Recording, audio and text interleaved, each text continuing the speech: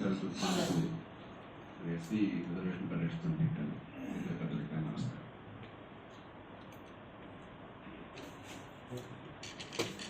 విషయంలో స్మృతిగా వస్తాను. దాని ముందు ఒక స్మాల్ సబ్మిషన్. ఒకవేళ కెమెరా ఆపేయమంటే ఆపేస్తాం. అంటే ఎవరికైనా ఒక బాయిడ్ అని చెప్పిన ఆయన పెథాలజీ టెక్స్ట్ బుక్ రచయిత ఒక మాట చెప్తాడు. మన శరీరంలో 20 కణాలు, ప్రతి జీవకణానికి కేంద్రం ఉంటుంది, న్యూక్లియస్. అది లేకపోతే జీవకణాలు ఉంటాడు, మనిషికి మెదడు లేకపోతే ఊహించడానికి. కానీ ఎర్ర కణాలకి న్యూక్లియస్ లేదు. 25 ట్రిలియన్ కణాలు ఉన్నాయి మామూలుగా. మనం ఎంతగా అలవాటు పడ్డామంటే దానికి న్యూక్లియస్ లేదు అన్నటువంటి భావానికి ఇది ఎంత ఆశ్చర్యకరమైనది అన్నది మనం ఆలోచించడం మర్చిపోయామంట. మనం కులానికి ఎంత అలవాటు పడ్డామంటే ఇది ఎంత విచిత్రమైనది,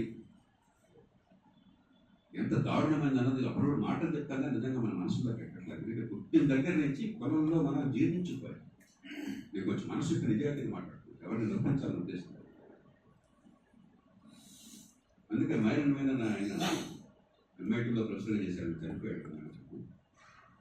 విద్యను గురించి ఆయన పుస్తకం రాస్తూ the state and the child in India అని రాస్తూ, ఎందుకు ఈ దేశంలో ప్రభుత్వాలు పార్టీలు, మంచి పార్టీలు అనుకున్న వాళ్ళు కూడా, పేదల పట్ల మమకారం ఉన్నవారు అనుకున్న వాళ్ళు కూడా మంచి ప్రమాణాల విద్య పిల్లలకు అందాలని ఎందుకు పట్టించుకోలేదని ప్రశ్నలు అన్నారు. అది కఠోర వాస్తవం. మీరు ఎవరని చెప్పినా కూడా ఈ దేశంలో రాజకీయ పార్టీలు, ప్రభుత్వాలు ప్రతి బిడ్డకి మంచి చదువు, పనికొచ్చే చదువు ఉంచాలన్న తప్పన ఆనాడుగా ఈనాడు. దానికి ఒకటే మాట చెప్పాడు, ప్రధాన కారణం సైకాలజీ ఆఫ్ క్యాస్ట్ అన్నాడు. కులాన్ని పాటించకపోయినా కూడా కులతత్వం జీర్ణించకపోయింది. అంటే పుట్టుకతో వచ్చిన అసమానత సహజంగా మనం భావిస్తున్నాం. దురుద్దేశమైన విద్యలో అలా భావించే వాళ్ళకి దుర్మార్గులు కాదు, కానీ అది చాలా సహజం, మామూలే. మన ఇంట్లో పని మనిషి చాలా దయగా ఉంటాం, చాలా ప్రేమగా ఉంటాం. కానీ పని మనిషి పిల్లలకి నా పిల్లలతో పాటు సమానంగా చదువు రావటం లేదన్నది అది చాలా దారుణం అన్న భావం మన మనసులో తెలియదు.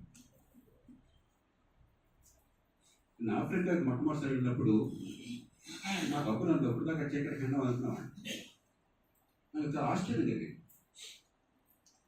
ఎంత వెనుకబాటుగా ఉన్నా కూడా, ఎంత ట్రైబలిజం ఉన్నా కూడా ఎగాలిటేరియనిజం ఉండాలి. ఏ ట్రైబల్లో కూడా నేను మిగతా వాళ్ళకి తక్కువ ఉన్న భావన అతని మనసులో లేదు, మిగతా వాళ్ళ మనసులో లేదు.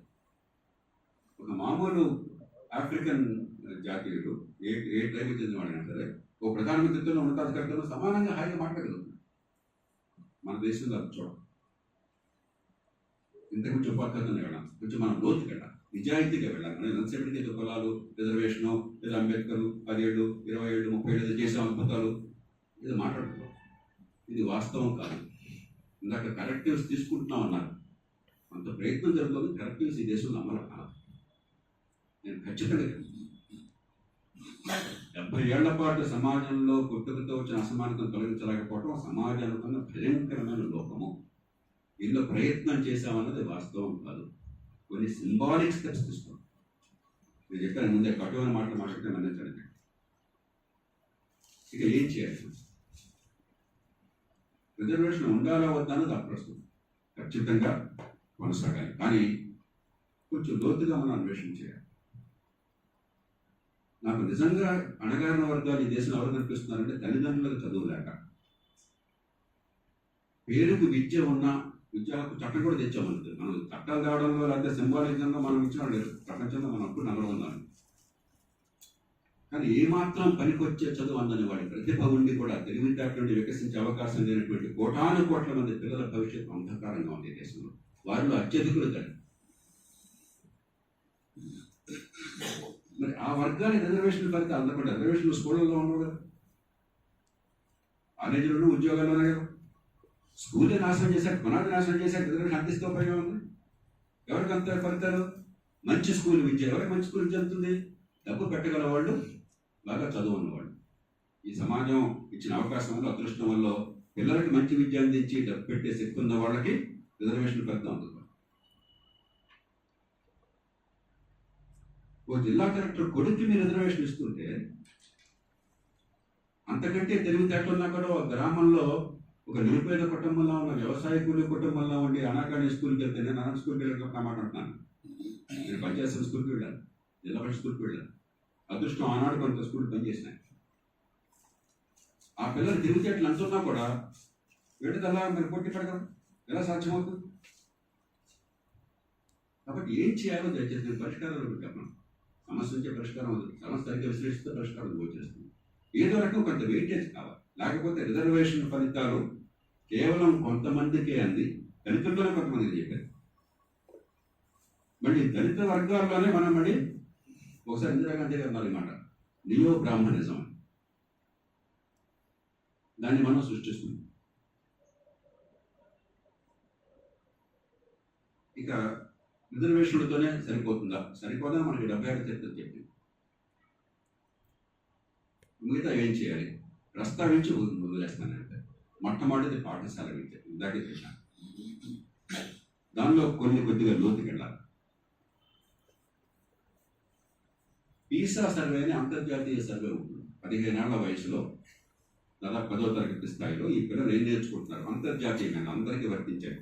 వాళ్ళు ఊరికే జనరల్ నాలెడ్జ్ కోసం అడగట్లేదు, బట్టి అడగట్లేదు. భాష, భావ ప్రకటన, 2 గణితం, కాన్సెప్ట్స్ అర్థమైనవి ఉపయోగించగలుగుతున్నారు, బట్టి కాకుండా ఫార్ములాలు కాకుండా. 3 తర్కం, వాస్తవాల నుంచి తర్కబద్ధంగా కొన్ని నిర్ధారణలు చేయగలుగుతున్నారు, కంప్యూటర్ సైన్స్. ఈ 3. 74 దేశాలు పీసాలో పాల్గొంటే మన స్థానం 72, 73. 2 దేశాలు 2 రాష్ట్రాలు పంపించారు. 2 రాష్ట్రాలు దేశంలో అత్యున్నత రాష్ట్రాలు. మన లెక్క ప్రకారం దేశంలో అద్భుతమైన రాష్ట్రాలు 2, తమిళనాడు, హిమాచల్ ప్రదేశ్. ఈ 2 కూడా మన పాఠశాల విద్యలో బాగున్నట్లే. ఈ 2 వరుసగా 72, 73 స్థానాలు. 74 మన అదృష్టం కొద్దీ కిర్గిజిస్తాన్ ఒక దేశం దానిలో చేరింది. వాడి వల్ల మన 74 స్థానం రాదు. మనం చేసిన నిలవాటు ఏంటంటే ఇక్కడి నుంచి మేము సర్వేలో పాల్పంచుకోము, మాకు అక్కర్లేదు. మేము ఎంత తక్కువలో ఉన్నా వేలెత్తి చూస్తే మనకి బాగుండదు, నామోషంగా ఉందని చెప్పాను. మనం పెంచాలని ప్రయత్నం కాదు, కనిపించకూడదని ప్రయత్నం. అసలు సర్వే అని చెప్పి అంత చాలా నిజాయితీగా చేసే సర్వే, కానీ అంత ప్రామాణికమైనది కాదు, చాలా క్రూర్ సర్వే. ఏంటిది? పిల్లడు చదవగలడా, అర్థం చేసుకోగలడా కూడా దాన్ని ఒక పేద చదవగలడా, ఒక తీసివేత చేయగలడా, ఒక భాగాన్ని చేయగలడా, అంతే. దానిలో కూడా 8వ తరగతిలో 100కి 27 మంది 2వ తరగతి పాఠ్య పుస్తకంలో చిన్న పేర చదవలేకపోతున్నారు దేశవ్యాప్తంగా. 100కి 35 మంది 2 అంకెలు 8వ తరగతి 2 అంకెలు తీసివేత చేయలేకపోతున్నారు. 100కి 58 మంది చిన్న భాగాలు 3 అంకెల సంఖ్యను 1 అంకెతో భాగించలేకపోతున్నారు. ఈ మధ్య తెలంగాణ, ఆంధ్రప్రదేశ్లో మరికొన్ని రాష్ట్రాల్లో 14, 18 ఏళ్ల వయసు మధ్య సర్వే చేశారు. మళ్ళీ ప్రామాణికమైన సర్వే. 100కి 50 మందికి గడియారం చూసి టైం చెప్పడం రాదు. 14, 18 ఏళ్ల వయసు మధ్య. మీరు దిగ్భ్రాంతి చెందుతారు. ఇప్పుడు నా వాటి ప్రకారం 4:33 అయింది. 4 గంటల అయింది చెప్తున్నాడు. 4 దాటిందాను. 4:33 చెప్పలేకపోతున్నాడు. 100కి 50 మంది 14, 18 మధ్య 2018వ సంవత్సరం. 100కి 50 మంది కూరగాయలు తూకం వేల బాబు అంటే 2 కిలోల 750 గ్రాములు అంటే ఆ తూకం కాడు 2 కిలోల 750 గ్రాములు పెట్టడం చేస్తారు. 14, 18 ఏళ్ల వయసు వచ్చి.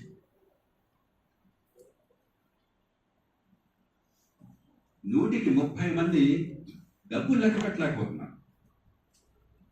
సంపాదించిన దేవుడు 340 రూపాయలు దానిలో తీసి పక్కన పెట్టాను అంటే 340 రూపాయలు పెట్టడం చేస్తారు. విద్య ఎట్లా ఉంటే కులం ఎట్లా పోతుంది, పుట్టుకతో వచ్చిన వివక్ష ఎట్లా పోతుంది.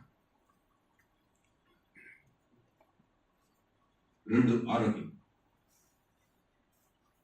ప్రతి ఏడాది ఈ దేశంలో 6 కోట్ల మంది సంవత్సరం మొదట వేదలు కాని వాళ్ళు కేవలం అనారోగ్య కారణంగా, లేకపోతే ఆరోగ్యం కోసం పెట్టాల్సిన ఖర్చుల కారణంగా సంవత్సరాంతానికి పేదలవుతున్నారు. డిసెంట్ ఇంటూ పావర్టీ అన్న కాన్సెప్ట్ ఉన్నారు.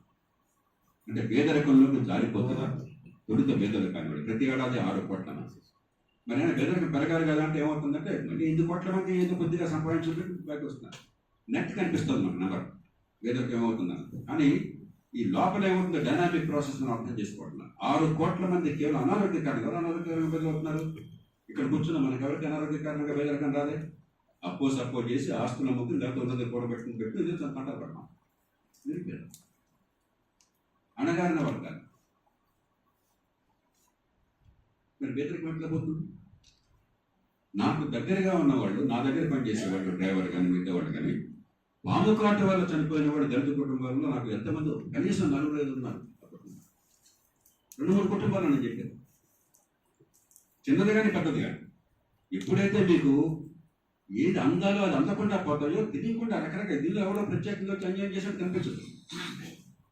చట్టం రాజ్యాంగం అంతా ఆ రైతులు అందంగా కనిపిస్తాయి. కానీ ఎప్పుడైతే అందవలసి అందట్లేదో 30 ఏళ్ల వయసులో పాము కొట్టలు పోయినవాడు ఒకడు ఉంటాడు. ఆ కుటుంబంతో అల్లకల్లోనే అయిపోతుంది. ఎంత చేసినా కూడా వ్యక్తులు. లేకపోతే చిన్న వయసులోనే అనారోగ్యం వస్తే ఏం చేయాలి తెలియక మామూలుగా పోయేదానికి గందరగోళం అయిపోయి చివరికి ఉత్పాదక శక్తి అంతా పోయి ఆ సంపాదన అంతా పోతుంది. కుటుంబం బెదరకుండా ఇంకా జారిపోతుంది. మీరు అనుకోవచ్చు దీనికి దళిత సమాజం ఇది కీలకమైన, ఇది అత్యంత కీలకమైన. రాజ్యం చేయవలసిన పనే ఇది. మూడోది, వృత్తుల్ని, ఆక్యుపేషన్స్ని మోడర్నైజ్ చేయాలి. హైదరాబాద్లో దళిత చేంబర్ ఆఫ్ కామర్స్ కాలం క్రితం మంచి పని చేశారు. చాలా సంతోషంగా. మనకి పారిశుద్ధ్య కార్మికులు ఉన్నారు, అత్యధికులు దళితులు, ఒక సంఘం దళితులు. ఏం చేశారు?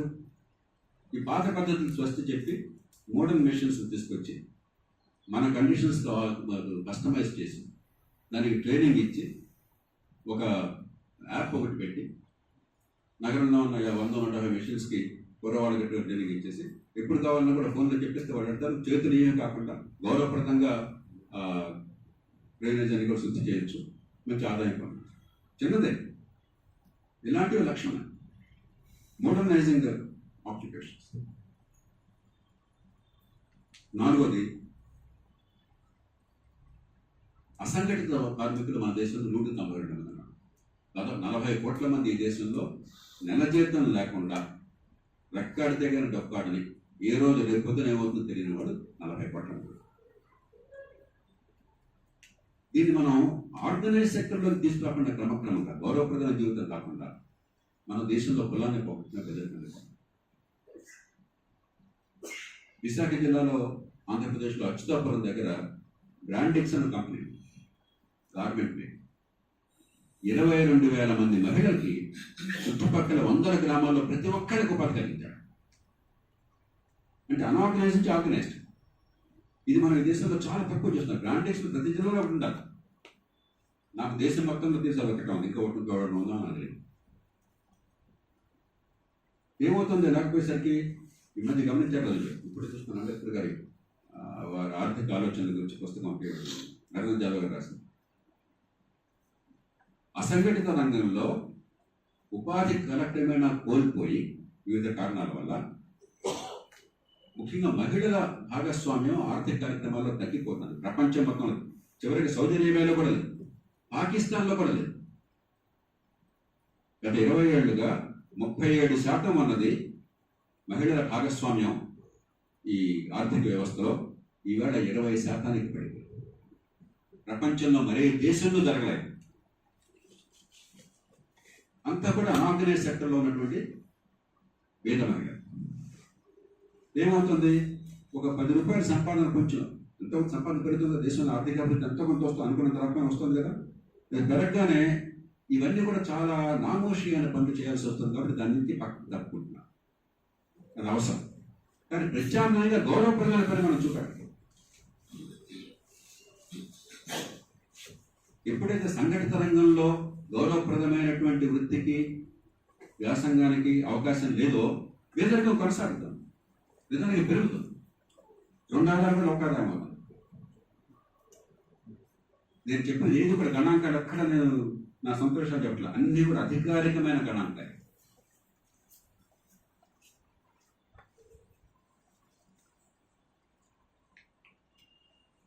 నా దృష్టిలో మన హుజూరాబాద్ ఉప ఎన్నికలో నేను రాజకీయం మాట్లాడుతున్నాను. దళితులు ఇచ్చే తీర్పు దళితుల హృదయాన్ని తెలియజేస్తాను. దేశ చరిత్రలో, బహుశా ప్రపంచ చరిత్రలో 10 లక్షల రూపాయల కుటుంబానికి ఇస్తానని హామీ ఇచ్చినది జరగడం నాకు తెలుస్తాను. అమెరికా లాంటి దేశాల్లో కూడా జరగాలి. అయినా దళితులు తిరస్కరించారు. అంటే ఏం చెప్తున్నారు? మాకు అందవలసిన స్థానం ఈ రూపంలో కాదు, మమ్మల్ని ఎదిగేట్లా చేయండి. ఎల్లకాలం మేము పుచ్చుకునే పెంచగలం కాదు. మాకు సంపాదన శక్తి పెంచే ఏర్పాట్లు చేయండి. ఆ డబ్బంతా డబ్బులుగా చెందాలి, దాన్ని మాకు మేము అనుమానం లేదు. కానీ ఇంకో రూపంలో చెందే ఏర్పాటు చేయండి. మా జీవితాలు బాగుపడే ఏర్పాటు, మీ మీద ఆధారపడి ఉండే ఏర్పాటు, ఆత్మగౌరవం పెరిగే ఏర్పాటు, ఉత్పాదకత పెరిగే ఏర్పాటు, ఉపాధి పెరిగే ఏర్పాటు, ఆదాయాలు శాశ్వతంగా పెరిగే ఏర్పాటు. మనం దాన్ని మరిచి తాత్కాలికమైన సాయంతో అద్భుతాలు చేస్తున్నామని భ్రమణ కలిగించి 70 ఏళ్ళుగా ఓట్లు పొందాం కానీ జీవితాలను మార్చాం.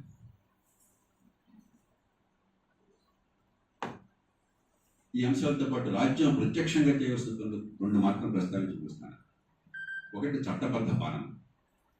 చట్టబద్ధ పాలన లేకపోతే డబ్బున్న వాడికి వచ్చే ఇబ్బంది ఉన్నా కూడా పంపు పిలిపోయినే లేదు. ఎలాగోలా ఎమ్మెల్యే గారు ఎంపీ గారినో గారు కొంచెం చూడండి చెప్పంటే జేపీ గారు చెప్పారు కదా, నేను చేసి పెడతాను.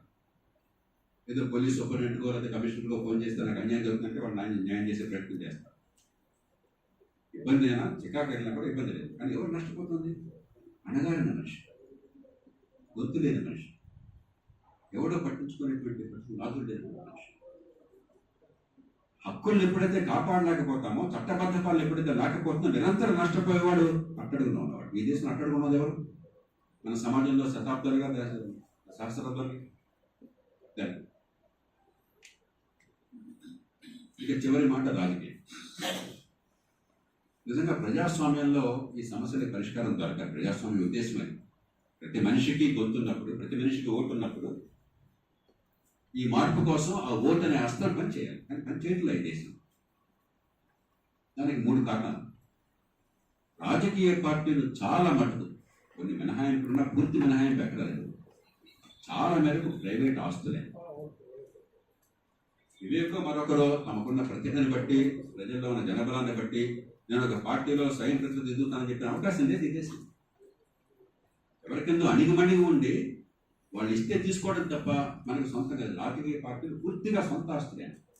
రాజకీయ పార్టీలు ప్రజాస్వామ్యంలో మన రాజకీయ భాగస్వామ్యానికి వేదిక. ఈ దేశంలో వేదికలు కాదు. అది సొంత ఆస్తులు, వాళ్ళ దయాధర్మాల మీద, వాళ్ళ దానపేక్ష మీద ఆధారపడి మిగతా వాళ్ళందరూ బతుకు. అప్పుడు ప్రజాస్వామ్యం, ఈ ఓటు అనేది, ప్రజాస్వామ్యం నాయకత్వం అనేది ప్రజల జీవితాన్ని మార్చడానికి అస్త్రంగా ఉపయోగపడదు. కొందరు అధికారాన్ని కాపాడడానికో కొందరికి ఉపయోగపడదు. అర్థంగా 2, మన ఎన్నికల వ్యవస్థ నిజమైన నాయకత్వాన్ని దళిత వర్గం నుంచి పెంచే ప్రయత్నం చేయాలి. అందుకనే ఆనాడు అంబేద్కర్ గారు గట్టిగా పోరాటం, రిజర్వేషన్లు కాదయ్యా మా వాటా మాట్లాడినా సరే, అప్పుడు పోరాటం సపరేట్ ఎలక్టెడ్, అది కూడా తప్ప. నాకు ఎప్పుడు అనిపిస్తుంది, 2 మహానాయకులు చిత్తశుద్ధి వాళ్ళు ఇద్దరు కూడా పప్పులో కాలేశారు అన్నాడు. గాంధీ గారేమో సపరేట్ ఎలక్టెడ్ వద్దన్నాడు. సరే, ముస్లింలకు ఇచ్చామో దేశం గందరగోళం అయిపోయింది, వద్దు అనుకుంటున్నాను. కానీ దానికి ప్రత్యామ్నాయం మరొకటి ఆలోచన చేయాలి. మనకు అలవాటు పడ్డ బ్రిటిష్ వాడు తీసుకున్నాడు first past the post. Ambedkar ఏమో ఫస్ట్ పాస్ట్ ద పోస్ట్ అయితే మనం వాళ్ళ దగ్గర దేవదాష్ట్యాలు కావాల్సి వస్తుంది, వాళ్ళ భిక్ష లేకుండా పెరగలేదు, నాయకత్వం పెరగదు అని అంటున్నారు. కానీ ప్రత్యామ్నాయం ఏంటనుకోవాలి, ఒక సెపరేట్ ఎలక్టెడ్ తప్ప. దామాషా పద అది మీరు చేసినట్టయితే ఎంత జనబలం ఉంటే అంతగా ప్రాతినిధ్యం వచ్చే అవకాశం వచ్చినట్టయితే ప్రతి వర్గాల్లో సమాజంలో అద్భుతమైన నాయకత్వం మనం స్వయం ప్రతిపత్తి వచ్చే అవకాశం ఉంటుంది. అలాంటి వాళ్ళని చూపెట్టి వీళ్ళందరికీ మేము స్థానం ఇచ్చాము, మాకు మీ వర్గాలంతా ఓటేది చెప్పే అవకాశం ఉంటుంది. అది లేకుండా చేసి కాబట్టి ఎన్నికల వ్యవస్థ. 3వది అధికార కేంద్రీకరణ. కేంద్రీకరణ ఎప్పుడు బలవంతుడు ఉపయోగపడదు, వికేంద్రీకరణ బలహీనుడు ఉపయోగపడదు. దానిలో పొరపాటు ఉండొచ్చు, నాకు పొరపాటు సర్దించుకుందాం. అధికార కేంద్రీకరణ, దాంతో ఓటు అనే అస్త్రం ఎందుకు పని కాకుండా కేవలం ఒక జాంబరీ, ఒక ఫెస్టివల్, ఒక గొప్పగా చేస్తున్నాం సెలబ్రేషన్, ఎందుకు ఇవి దేవుడికి ఇవి లోతుగా నిజాయితీగా మనం అన్వేషించకపోతే పరిష్కారం. పైన పడికట్టు పదాలతో మనం మామూలుగా 70 ఏళ్ళు మాట్లాడినట్టే మాట్లాడుతుంటే నాకు 65 ఏళ్ళు వచ్చినాయి, వారికి 90 ఏళ్ళు వచ్చినాయి. ఎంతకాలం మేము ఉన్నాం. కానీ ఈ సమాజం ఇట్లానే ఇట్లా ఉండాల్సిన అవసరం లేదు. చిత్తశుద్ధితో, నిజాయితీతో ఎన్నికలు, ఓట్లు పక్కన పెట్టి దేశం కోసం ఆలోచిస్తామా?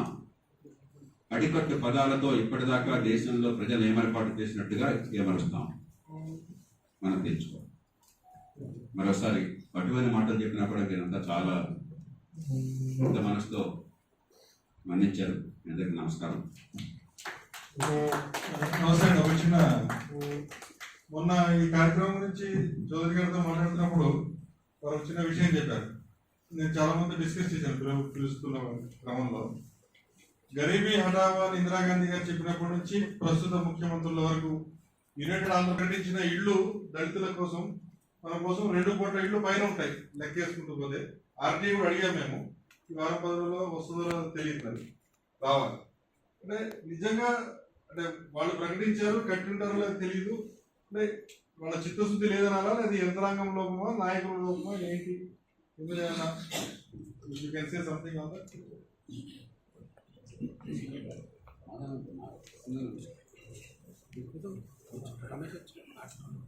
ఈ ప్రశ్నలోనే సమాధానం. వివరాల్లో వెళ్ళే సమయం లేదు, మనకి నాకు తెలిసిన సమస్య ఏంటో లోతుగా అనుకుంటే వెళ్ళే సమయం లేదు. కానీ ఒకటి కొంచెం రకంగా చేస్తే, పేదరికాన్ని తొలగించడంలో కీలకమైన అంశం అని ప్రస్తావించిన అర్బన్ హౌస్. పట్టణ ప్రాంతాల్లో ఒక ఇల్లు అంటూ ఉంటే, ఆస్తి నిజంగా అంటూ ఉంటే ఇమీడియట్గా క్రెడిట్ కట్టే అవుతారు. ఒక ఆస్తి ఉంటే మంచిది అయిపోతారు. అది గ్రామ ప్రాంతాలు ఎంత చేసినప్పుడు గ్రామాలు, ఈ మాట వినడానికి కొంతమంది బాధగా అనిపించవచ్చు, ప్రస్తుతం అన్న రీతిన గ్రామాలకు భవిష్యత్తు లేదు. మన అందరం గ్రామాల నుంచి వచ్చాం. మీరు ఒక్కసారి ఏ గ్రామంలో జనం అనుకున్నారో చెప్పండి. 25 ఏళ్ళ వాళ్ళు ఆ గ్రామంలో ఎంతమంది ఉన్నారో చెప్పండి. ఈ రూపంలో గ్రామాలకు భవిష్యత్తు లేదు. చిన్న పట్టణాలు రావాల్సిందే. పట్టణాలు నగరాల్లో ఆస్తులు, ఆదాయాలు, అవకాశాలు పెంచాల్సింది. దానికి ఎక్కడ దూర ప్రాంతాలకు వలసపోవాల్సిన అవసరం లేదు. ఎక్కడికక్కడ చిన్న పట్టణాలను మనం ప్రోత్సహించి అక్కడే అన్ని రకాల సంఘాలు ఏర్పాట్లు చేసినట్టయితే అక్కడే ఆర్థిక వ్యవస్థ పెరుగుతుంది. లోతుకెళ్ళడానికి సమయం లేదు కాబట్టి ఎక్కువ మాట్లాడదు. కానీ హౌసింగ్ విషయంలో అసలు ఇప్పటిదాకా అనుసరించిన నమూనా 300 రూపాయలతో గుడిస్తూ హౌసింగ్ అన్నారండి మొట్టమొదట. వివేక్ గుర్తుంది రోజులు. తర్వాత 1000 రూపాయలు అన్నారండి. ఇవన్నీ ఏమిటి? కంటి తృప్తి చర్యలు కాకపోతే 300 రూపాయలు తెచ్చేది హౌస్ అవుతుందా? అవన్నీ మీరు చెప్పిన 2 కోట్ల లెక్కలో ఉన్నాయి.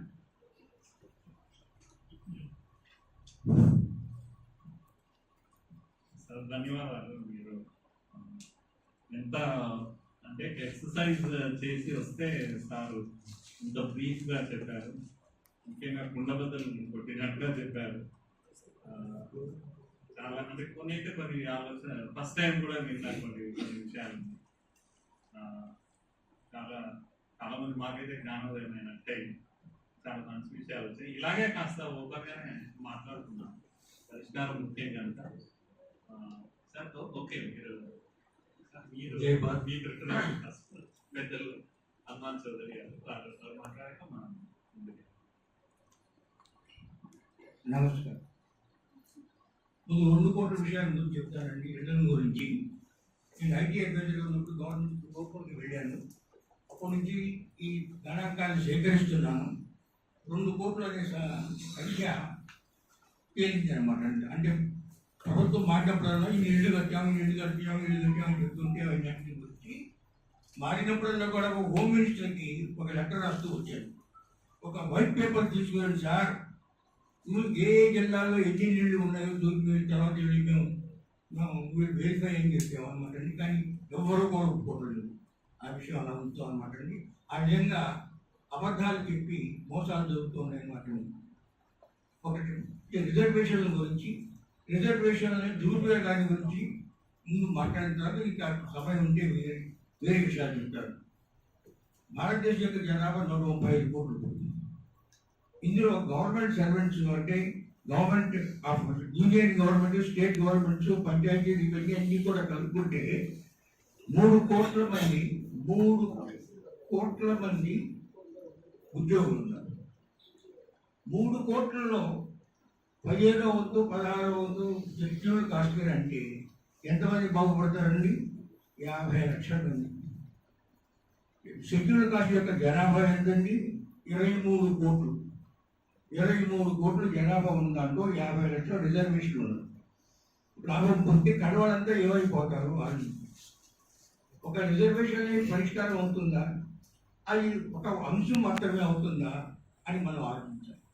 ఈ రిజర్వేషన్లకు వస్తే ఇది దళితుల కోసం, షెడ్యూల్డ్ కాస్ట్ కోసం అని ఉద్దేశించబడితే ఆంధ్రప్రదేశ్లో ఏం జరుగుతుందంటే ఈ ఉద్యోగాలు 80% దేనికంటే మనం రిజర్వేషన్ అంటున్నాము ఆ మతం మార్చుకుని వాళ్ళ దగ్గరికి వెళుతుంది. ఆంధ్రప్రదేశ్లో క్రిస్టియన్ యొక్క జనాభా 1971లో 4.19%, 81లో 2.68%, 91లో 1.8%, 2001లో 1.4%, 2011లో 1.3%. జనాభా ఎక్కువవుతుంది క్రిస్టియన్లు. ఈ మధ్య ఆంధ్రప్రదేశ్ గవర్నమెంట్ జగన్ రెడ్డి గారు మేము అందరికీ కూడా బేస్ చేద్దాం అనుకుంటున్నాము, అర్చకులారా, పాస్టర్లారా, ఈ ఇమాములు మువజ్జులు అంతా కూడా అర్జీలు పెట్టుకోండి అన్నారు. 5 వేల పరిస్థితులు ఫస్ట్ అయింది అనమాట. అప్పుడు క్రిస్టియన్లు పాస్టర్లు 29,840, 30,000 అనమాట. అర్చకులు 31,000. ఎన్ని వేల సంవత్సరాల నుంచి ఉన్నారు హిందువులు? వాళ్ళకి 31,000 మంది అర్చకుల. ఈ క్రిస్టియన్లకి 1.35% ఉంటే 11 లక్షల మంది ఉన్నట్టు అనమాట ఆంధ్రప్రదేశ్లో. జగన్ గారి ఆంధ్రప్రదేశ్లో 11 లక్షల మంది ఉన్నట్టు అనమాట. 11 లక్షల మందిలో 30,000 మంది పాస్టర్లు ఉన్నారనమాట. దీంతో ఏం తెలుస్తుంది? ప్రతి 37 క్రిస్టియన్లకి ఒక పాస్టర్ ఉన్నాడు, 37 మంది క్రిస్టియన్లకి ఒక పాస్టర్ ఉన్నాడు, 3,686 హిందువులకి ఒక అర్చకుడు ఉన్నాడు. ఈ నమ్మశక్యమా? ఈ నమ్మశక్యం కాదన్నమాట. అంటే మతం మార్చుకున్న వాళ్ళు మతం మార్చామని చెప్పవద్దని చెప్తున్నాను. ఇది ఆంధ్రప్రదేశ్. భారతదేశం చూసుకున్నట్టయితే 1901 నుంచి కూడా 2.3% మాత్రమే ఉన్నారంటే Christians. Census after census shows 2.3% only are Christians. ఏం నమ్మశక్తిగా? ఊరూరా మాది అంగళూరు కృష్ణా జిల్లాలో ఎప్పటి నుంచో ఉన్నాయి 4 దేవాలయాలు. ఈ జీవోలు వచ్చింది 15 చర్చలు వచ్చింది. అంటే ఏంటనమాట అండి, ప్రభుత్వం లెక్కల్లో నేను క్రిస్టియన్ని చెప్పవద్దు అని చెప్తున్నారు అనమాట. ఈ తీవ్రంగా ప్రచారం అవడం వలన వారి యొక్క జనాభా నిష్పత్తి ఎక్కువవుతూ వస్తుంది. ఇవన్నీ శ్రీశైలం గారు షెడ్యూల్డ్ కాస్ట్ ఉద్దేశించినటువంటి రిజర్వేషన్ ఎవరికి వెళ్తుంది తెలుస్తుంది. విధానం మతం మార్పులు మనకి వెళ్తుంది అనమాట. ఈ ఆంధ్రప్రదేశ్లో ఉన్నటువంటి ప్రతి ఎమ్మెల్యేకి అంటే ఉమ్మడిగా ఎంపీకి నేను ఉత్తర్వులు రాశాను. సరే ఈ షెడ్యూల్డ్ కాస్ట్ ఉన్నాయి ఏమీ లేకుండా మీరు కొట్టేస్తున్నారన్నారు, మీరు రక్షిస్తున్నారా? మీరు నిజంగా షెడ్యూల్డ్ కాస్ట్గా క్రిస్టియన్ అని జవాబు చెప్పండి. క్రైస్ట్ మీద లేకపోతే క్రిస్టియన్ మీద మీరు ఒట్టు పెట్టి జవాబు చెప్పండి అని అందరికీ రాస్తూ వచ్చాను. ప్రతి 5 ఏళ్ళకి ఎప్పుడు ప్రజలు ఎన్నికలు కూడా ఇంకా రాస్తూ వచ్చాను. ఎప్పుడు కూడా జవాబు చెప్పలేదు. కాబట్టి ఇంకా ఒక రిజర్వేషన్లో మనకి ఉన్నతి జరుగుతుంది అనుకుంటే అది జరిగే పని కాదనమాట. అది ఒక్క అంశం మాత్రమే అవుతుంది. 1000 సంవత్సరాల నాడు రామానుజం పొలవేస్త పోవాలన్నాడు. జరిగిందా? 150-175 సంవత్సరాల నుంచి ఈ భారతదేశంలో మహాత్మా ఫూలే దగ్గర నుంచి కూడా, గాంధీ గారి దగ్గర నుంచి, అంబేద్కర్ గారి దగ్గర నుంచి అందరూ కూడా కుల నిర్మూలన అంటున్నామే. కానీ ఆంధ్రప్రదేశ్లో చంద్రబాబు నాయుడు గారు 3 కులాలకి సంక్షేమ కార్పొరేషన్ పెడితే ఇప్పుడు ఎన్ని ఉన్నాయండి? 40 కులాలకు పెట్టారు. అంటే కులాలను శాశ్వతీకరణ చేస్తున్నాం కానీ కుల నిర్మూలన జరగడం అనేది లేదన్నమాట. ఈ కులాలు ఎంతగా వ్యాపించినాయి చెప్పండి. ఇప్పుడు ఒక భారతదేశంలోనే కాదు, అమెరికాలో స్లేవరీ బానిసత్వం ఉన్నది. ఈ బానిసత్వాన్ని క్రైస్తవులు అంగీకరించారు, ఇస్లాము అంగీకరించింది. ప్రాఫెట్ మహమ్మద్ కూడా బానిసలు ఉన్నారన్నమాట అండి. అమెరికాలో ఈ బానిస వ్యాపారం 15వ శతాబ్దం నుంచి జరిగి అమెరికాలో సివిల్ వార్ వచ్చింది. ఎప్పుడు? 1861 నుంచి 65 వరకు, అంటే 5 ఏళ్ళ వరకు సివిల్ వార్ దేనికి వచ్చింది? స్లేవరీని అట్రానితనాన్ని తీసేయడం కోసం వచ్చింది. అబ్రహాం లింకన్ గారు 1863లో ఇమాన్సిపేషన్ అనేటువంటి చట్టం పెట్టి స్లేవ్స్ అందరూ కూడా ఫ్రీగా చేద్దామని అనుకున్నారు. ఎప్పుడండి? 1957వ సంవత్సరంలో ఐజన్హోవర్ గారు ప్రెసిడెంట్గా ఉన్నప్పుడు లిటిల్ రాక్ అనే పట్టణంలో ఈ నల్లవాళ్ళు అంటే ఆఫ్రికన్స్ మన న్యూగ్రోస్ అనేవారు అంతకుముందు వారికి ప్రవేశం దొరికితే వారిని స్కూల్కి రానివ్వకపోతే 1950వ సంవత్సరంలో ఐజన్హోవర్ సైన్యాన్ని పంపించి ఈ పిల్లల్ని స్కూల్కి పంపించారనమాట. అంటే అమెరికన్ దేశంలో 1863లో మొదలైనటువంటి శ్రేయవని ఎబాలిషన్ 1957 కూడా వర్తించలేకపోయారు. భారతదేశంలో 70 చేయగలుగుతామా? ఎందుకు చేయగలుగుతున్నాం? గోడకి మనకి ఒక సమాజం హరిజనులకి అక్కడ దళితులకి ప్రాపర్టీ లేదండి. ప్రాపర్టీ లేకపోవడం వలన అసలు వాళ్ళు ఎలా ఎదుగుతారు చెప్పండి? అందరికి ఉద్యోగాలు వస్తాయా? అందరికీ ఉద్యోగం పని దొరుకుతుందా? దొరకదు. అక్కడ బానిసలకి ప్రాపర్టీ కూడా లేదు. మనిషి ప్రాపర్టీ, దాన్ని అమ్ముకునేవాడు, వేలం వేసేవాడు. బానిసలు దాన్ని మార్కెట్లో పెట్టి అది Muslim conquerors of India also did the same thing. They defeated the Hindu soldiers and their families were taken to the Baghdad slave markets and auctioned అన్నమాట. సో ఆ స్లేవరీ ఎంత పట్టింది? అమెరికాలో తీసేయడం కోసం 150 ఏళ్ళ పైన పడుతుంది కదా. ఈ 70 ఏళ్ళలో మనం సాధించలేకపోయామని కొంచెం కంపేర్ చేయండి. సాధించవచ్చు. ఈనాడు ఎక్కువ సాధనాలు ఉన్నాయి కాబట్టి సాధించవచ్చు అన్నమాట. ఇది ఎందుకు జరగలేదు? వీటన్నిటిని కూడా అంబేద్కర్ గారు ఆలోచించి ఫస్ట్ ఆఫ్ ఆల్ అగ్రికల్చర్ని దున్నేవారి భూమి అన్నారు. అలా అగ్రికల్చర్ ల్యాండ్ అంతటి కూడా ప్రభుత్వం తీసుకుని 15 ఎకరాలుగా చేసి ఆర్ వాట్ ఎవర్ ఎకనామిక్ యూనిట్గా చేసి దున్నే వాళ్ళకి ఎస్పెషల్లీ షెడ్యూల్ కాస్ట్ వాళ్ళకి ఇవ్వాలి అని చెప్పారు. ఎందుకంటే సామాన్యులు చేసేది వాళ్ళు ఇప్పుడు రైతు బంధువులు ఏదో అంటున్నారు చూసారా? అది డబ్బు ఎవరికి వెళ్తుందండి? కౌలుదారికి వెళ్తారు. కౌలుదారు ఎవరండి? షెడ్యూల్ కాస్ట్ వారు లేకపోతే నిమ్న కులాల వాళ్ళు ఉన్నారు. ఎవరికి వెళ్తాండి? I was surprise, my son told me he is getting money from government of Telangana. ఆయన 5-6 ఎకరాలు కొనుక్కున్నాడు ఎందుకోను, అందుకని ఎకరానికి 2,000 రూపాయలు చొప్పున ఆయన ఇస్తున్నారు. ఈ విధంగా misuse of whatever programme for removal of poverty, elevation of poverty అది కూడా మిస్యూజ్ కూడా జరుగుతుంది. కాబట్టి జరగబట్టే అంబేద్కర్ గారు చెప్పింది ఏంటంటే పావర్టీ అండ్ కులం and population all these 3 things are linked అని చెప్పారు అనమాట. 1950లో షెడ్యూల్ కాస్ట్ ఫెడరేషన్ ఎలక్షన్ మేనిఫెస్టోలో అద్భుతంగా అంటే అగ్రికల్చర్ గురించి చెప్పాను. ఈ for the purpose of reducing population it would advocate, at the Scheduled Caste Federation would advocate intense propaganda in favor of birth control among the people. It will advocate the opening of birth control clinics in different parts of the country.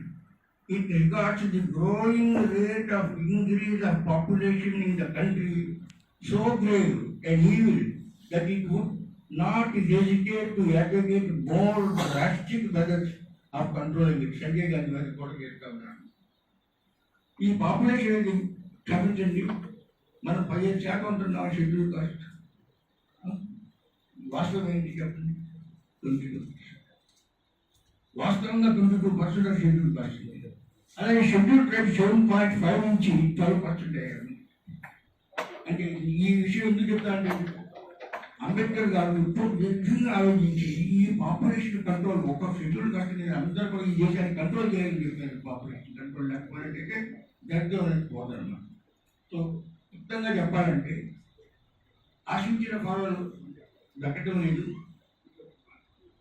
కుల వ్యవస్థ స్థిరీకరణ అవుతుంది, పర్మనెంటిఫికేషన్ of the కులం జరుగుతుంది, కానీ దాని నిర్మూలన జరుగుతుంది.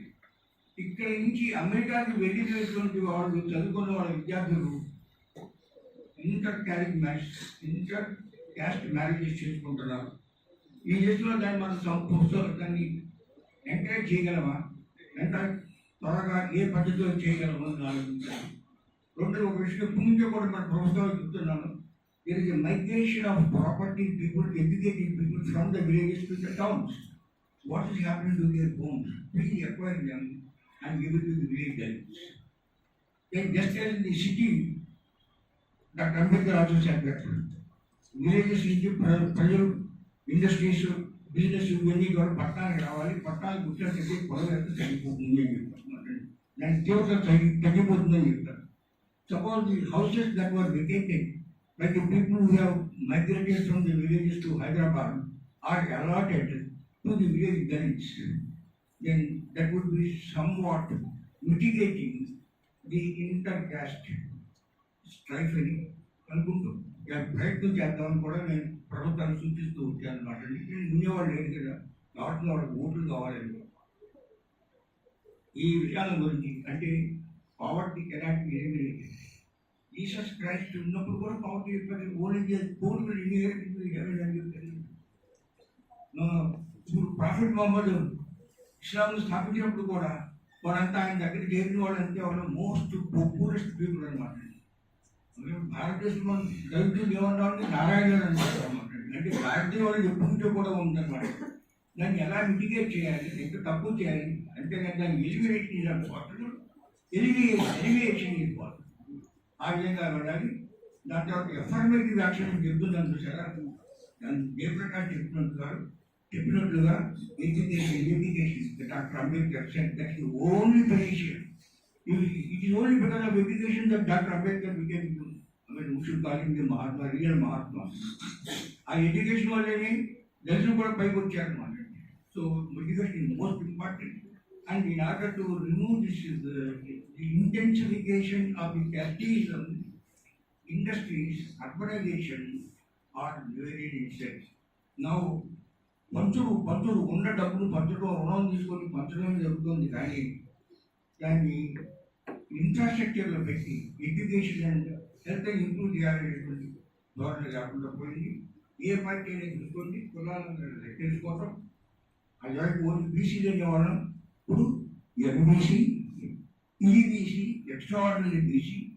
So much so a Supreme Court judge said nowhere in the world is a competition to become backward. It's only that people are competing to become more backward, utterly, totally, forever backward. Supreme Court లో ఏంటి చెప్పారు అనమాట. ఇద్దరితో ముగిస్తాను. ఈ అవకాశం సంతోషం. కానీ ఈ మతం మార్చుకున్న తర్వాత షెడ్యూల్ కాస్ట్ ఉద్దేశించినటువంటి రిజర్వేషన్ కొట్టేయడం అనేది చాలా, దీనికోసం అక్కడ న్యూయోర్క్ కమిషన్ 1950s ఇక్కడ మన సెంట్రల్ ప్రావిన్సెస్లో న్యూయోర్క్ కమిషన్ అపాయింట్ చేశారు. ఆంధ్రప్రదేశ్లో కూడా ఒక న్యూయోర్క్ కమిషన్ టైప్ ఆఫ్ వేసి ఈ ఇన్ని దేవాలయాలు ఎందుకు వచ్చాయి, ఇన్ని చర్చలు ఎందుకు వచ్చాయి, ప్రాజెక్ట్ జోషు అని ఆ ప్రాజెక్ట్ ప్రకారం ఇప్పుడు first plant church whether you wanted or not, every 10 kilometers cycling distance in Andhra Pradesh that will be completely done. Next stage, within walking distance, every 5 kilometers there must be a church there in Andhra Pradesh. And the third phase they said within hearing distance. That's why the reservation meant for Dalits are taken over by the state. ధన్యవాదాలు. మీరు అనుమతిస్తే నేను సెలవు తీసుకుంటాను. కొంచెం తీవ్రంగా ఉన్నది, క్షమించండి. సమాజాలు కాకుండా ఇది నేను చాలా తీవ్రమైన ప్రమాదకరం కాదు, కానీ నొప్పి మాత్రం మంచిది, ఎవరికి రాకూడదు. ధన్యవాదాలు.